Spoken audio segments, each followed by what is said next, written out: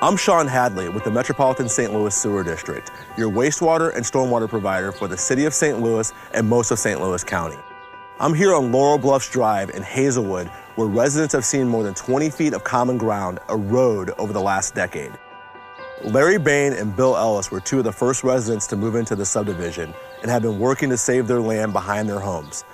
But with each rain, more erosion occurs, and soon private engineers feel the results could be catastrophic. I grew up on a farm up in central Missouri. I wanted some woods behind the house. The last house I had a highway behind it. All of this area where we're at right now was all covered with woods and trees, and you couldn't hardly even walk through here. Once everything greens up, you can't see any of the subdivision on the other side. It's just like, it doesn't exist back there. You can hear the birds, there's animals, sometimes you see deer in the yard. And we thought, this is great. I wanted to update so that if we got to retirement, we weren't in a home that I had to spend the rest of my life working on or something or repairing things. 2008, when all of the problems came with real estate, and the builder that was in here, he pretty much had to turn his program over to the bank.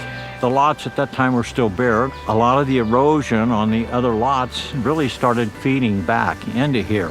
6 years ago, a lot of that started occurring. And then I started noticing that the creek, when we'd have heavy rains, because of all the water that's fed from all the other areas that comes back down through this zone, I started realizing that it's eating up the banks on the creek. A lot of the trees and stuff started collapsing into it and added to the problem. If you get a rain, anything over an inch and a half, 2 inches, it'll rise 3 feet pretty quick. We get something like we had a couple years ago where it was 4 or 5 inches over that time, and it was running probably 16, 17 feet across here. The engineer that the HOA hired to look at the property, figure out a plan for remediation, drew a line on the subdivision map that showed where there could be a catastrophic hill failure. And unfortunately, it goes right through the side of the house here. Well, when it rains, and especially if there's a heavy rain, and now we always wonder what's going to happen next.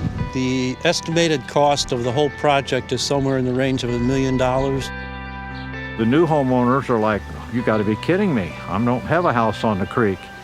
You're talking maybe $25,000 a piece. We're like, well, wait a minute. This isn't just our water. This is water from a whole section of the neighborhood and the community. And why can't we somehow work out some way to have them help us on this, or everybody pitch in a little bit and make it reasonable to where it could be affordable to fix it? You almost get to the point, if nothing can be done, it's like, walk away, let it happen. And we don't want to do that.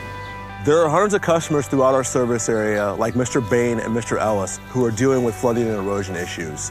We will continue to tell these stories to help the public understand why we were taking these steps and responding to these issues throughout our service area. Why? Because serving you, our customer, is our most important duty.